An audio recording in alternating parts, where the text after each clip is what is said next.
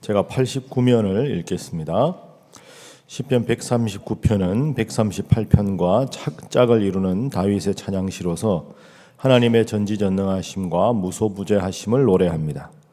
뿐만 아니라 창조주 하나님의 섭리하심에 경외감을 표현하며 만사를 하나님의 선하심으로 인도해 달라고 간구합니다. 시인은 하나님과의 인격적인 관계 안에서 하나님에 대한 깊은 깨달음의 고백으로 하나님과의 친밀함을 드러냅니다. 140편은 다윗이 이스라엘의 초대 왕이었던 사울로부터 핍박을 당하며 10여 년간 망명 생활을 할 때 지어졌습니다.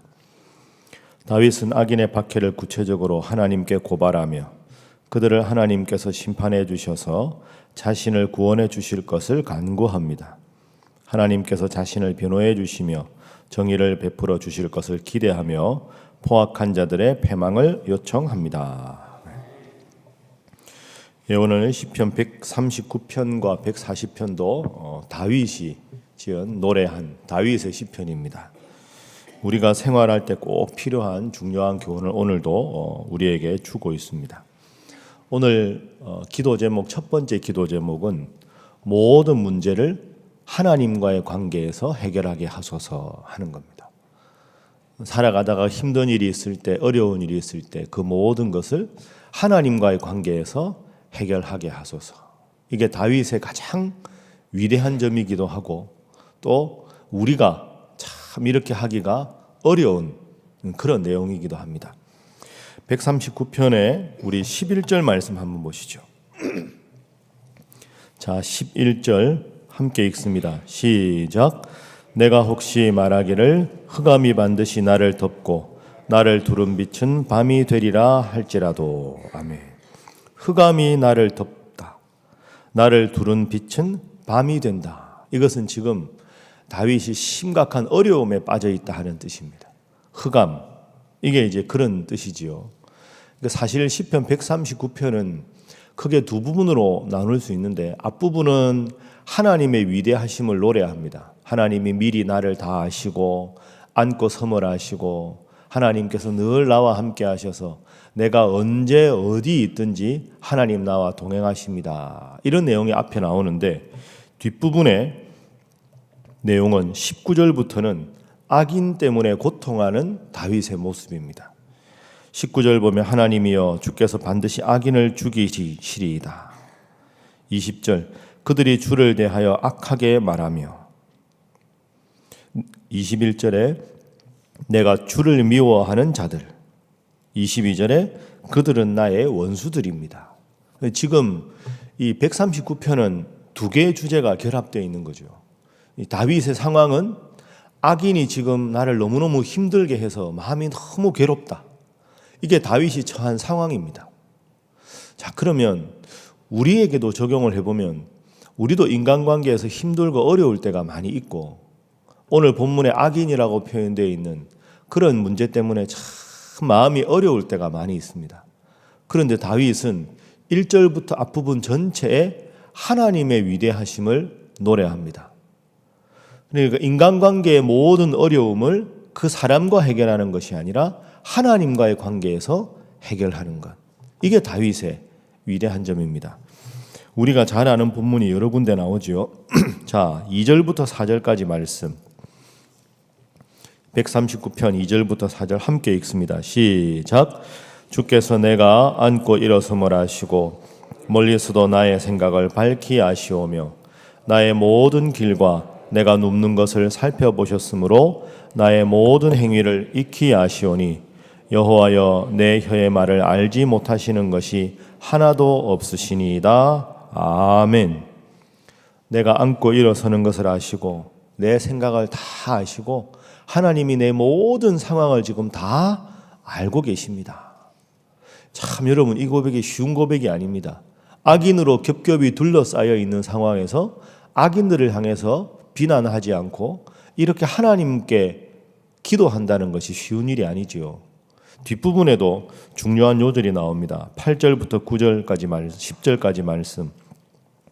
제가 7절부터 읽어보겠습니다. 내가 주의 영을 떠나 어디로 가며 주의 앞에서 어디로 피하리이까? 내가 하늘에 올라갈지라도 거기 계시며 스올에 내 자리를 펼지라도 거기 계시니이다.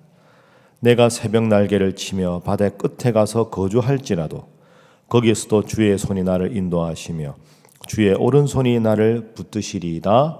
아멘. 이게 다윗의 위대한 점입니다. 계속 하나님께만 집중을 하고 있습니다. 하나님, 제 마음을 아시고 제가 어디에 있든지 어디서 무슨 일을 하든지 하나님께서 저를 아시니 제 모든 지금 있는 어려움을 하나님과 해결하겠습니다. 여러분, 참 어렵습니다. 그렇지만 오늘도 하나님께서 우리에게 주시는 교훈은 모든 내 삶에서 일어나는 문제를 하나님께서 아시니 하나님과의 관계에서 해결하라. 오늘 여러분에게 주시는 귀한 말씀으로 아시고 오늘도 기도함으로 주님 주시는 평안함과 위로를 느끼시는 여러분 모두가 될 수 있기를 바랍니다. 자, 두 번째 교훈은 똑같은 맥락에서 뒤집으면 그 어떤 사람도 의지하지 말게 하소서 하는 기도입니다. 하나님만 의지한다 하는 말은 다른 누군가나 다른 어떤 것을 의지하지 않는다 하는 뜻이지요. 이것은 제가 따로 설명하지 않아도 방금까지 읽은 139편의 내용을 통해서 우리가 알 수 있습니다.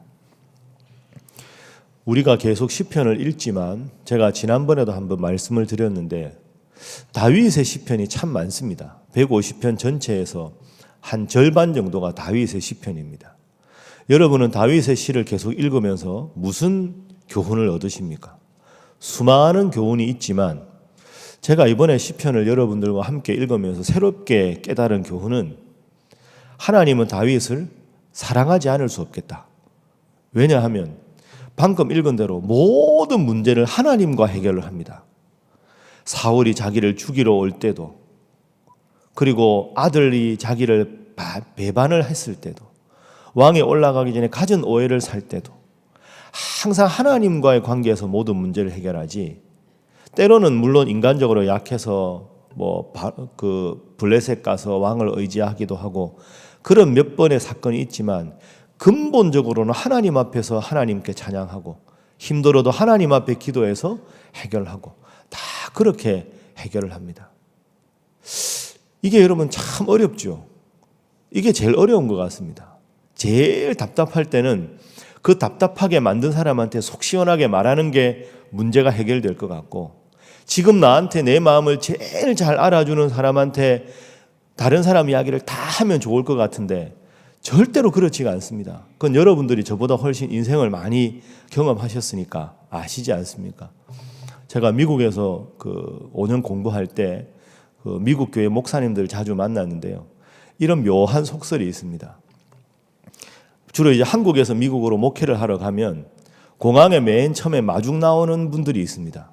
새로 목사님 부임하면. 그리고 미국이 워낙 크니까 동부에서 서부로, 서부에서 동부로 이렇게 목사님 가면 부임하는 첫 설교할 때 공항에 나오는 분들이 있습니다. 그분들 때문에 교회를 그만두는 경우가 제일 많습니다. 이게 무슨 말이냐 하면 그분을 제일 좋아해서 공항에서 그분을 모셔왔는데 결국 그분하고 사이가 틀어져서 목사님이 그분 때문에 교회를 나간다. 이게 웃픈 현실이죠. 웃기지만 슬픈 현실. 그런데 그게 우리한테 주는 교훈이 있습니다. 여러분도 그런 경험들 많이 해보시지 않았습니까? 저분이라면 내 마음을 다 알겠지 하고 모든 이야기를 다 했는데 어떻게 하다 보니까 그분하고 마음이 확 틀어지고 나서 보니까 세상에 제일 후회스러운 게 저분한테 내가 왜 그 이야기까지 다 했을까 싶기도 하고, 처음에는 참 저분은 왜 내 마음을 이렇게 몰라주고 저렇게 오해를 할까, 왜 저분은 저렇게 말하고 행동할까 싶었는데 가만히 보니까 한 가지 두 가지 오해가 풀리고 마음이 마음으로 통하니까 그분이 가장 훌륭한 조력자가 되는 경우도 있습니다. 다윗이 그 이치를 알았겠죠.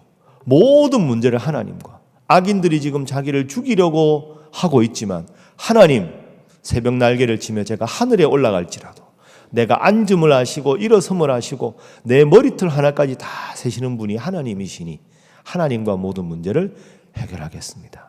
이렇게 하고 있습니다. 어렵지만 여러분도 오늘 하루 꼭 기억하시고 새벽에 나오셔서 우리가 하나님 앞에 우리의 마음을 다 쏟아내고 또 하나님 주시는 말씀을 내 삶의 교훈으로 삼고 우리가 같은 교회에서나 직장에서나 모든 분들과 좋은 관계를 유지하되 중요한 건 뭡니까? 인간관계에서 최선을 다하되 기대하지는 말자. 내가 해야 될 도리는 정직하게 다 하고 내가 한 만큼 상대방이 나에게 기대하면서 바라는 게 있어도 오지 않아도 그것 때문에 상처받으면 안 되지요. 정직하게 최선을 다하되 모든 것은 하나님과 해결하고 인간관계에서 그 어떤 기대를 하는 것 자체가 그분에게도 죄스러운 일이 되고 나에게도 상처받는 일이 됩니다. 그리고 지난주에 제가 설교할 때 그저께 말씀드렸죠. 100점 교회도 없고 100점 성도도 없습니다. 그러니까 최선을 다하고 교회에서도 좋은 관계를 유지하고 항상 하나님 앞에 겸손하게 그러나 하나님 자녀답게 당당하게 하나님과의 기도함으로 모든 문제를 해결하시는 여러분 모두가 되시기를 주님 이름으로 축복합니다. 마지막 세 번째는 악인의 처리는 하나님께 맡기게 하소서 하는 겁니다. 악인의 처리는 하나님께 맡기게 하소서. 오늘 세 가지 기도 제목이 다 같은 것이지요. 140편 문제는 악인의 문제로 너무너무 고통스러워하는 다윗의 모습입니다. 4절 말씀 한번 보시죠. 자, 140편 4절 1절부터 3절까지 악인의 모습이 나옵니다. 4절 시작. 여호와여 나를 지키사 악인의 손에 빠지지 않게 하시며 나를 보전하사 포악한 자에게서 벗어나게 하소서. 그들은 나의 걸음을 밀치려 하나이다. 아멘. 140편 전체가 악인에 대한 이 다윗의 답답함입니다. 그런데 4절에도 누구를 부릅니까? 여호와여 나를 지키사. 하나님이여 나를 지키소서. 이렇게 해결을 합니다. 사울이 다윗을 죽이려고 그렇게 혈안이 되어서 잡으러 오는 상황에서도 다윗은 항상 하나님 앞에 기도하고 힘들고 어려운 모든 마음을 하나님 앞에 토로합니다. 오늘 새벽에 여러분들 오셨습니다. 여러분들 오늘 새벽에 어떤 마음으로 오셨습니까? 새벽에 오늘 개운하게 일어나서 기분 좋게 감사하게 오신 분도 계실 텐데 요즘 따라 바쁜 일이 너무 많고 마음을 누르는 힘들고 어려운 일이 많아서 오늘은 진짜 일어나기가 힘들다 이런 마음으로 오실 때도 있을 겁니다. 그러나 그럴 때마다 다윗을 기억하십시오. 하나님이여 나를 지키소서. 이 기도가 여러분의 기도가 되어서 항상 주님 앞에 기도함으로 모든 문제를 해결받는 여러분 되시기를 바랍니다. 한번 따라하시죠. 힘들어서 기도합니다. 힘들어서 기도 못합니다가 아니라 힘들어서 기도합니다. 또 따라합니다. 피곤해서 기도합니다. 다시 합니다. 괴로워서 기도합니다. 이렇기 때문에 기도를 못하는 게 아니라 힘들어서 기도 아니면 못 사니까 기도하고 감사해서 기도하고 슬퍼서 기도하고 답답해서 기도하고 모든 문제를 하나님께 기도해서 하나님 주시는 위로를 받으시고 하나님 주시는 지혜로 삶을 살아가셔서 늘 주와 더불어 동행하시고 주와 더불어 승리하시는 우리 살아가는 모든 성도들 다 되시기를 주님 이름으로 축복합니다.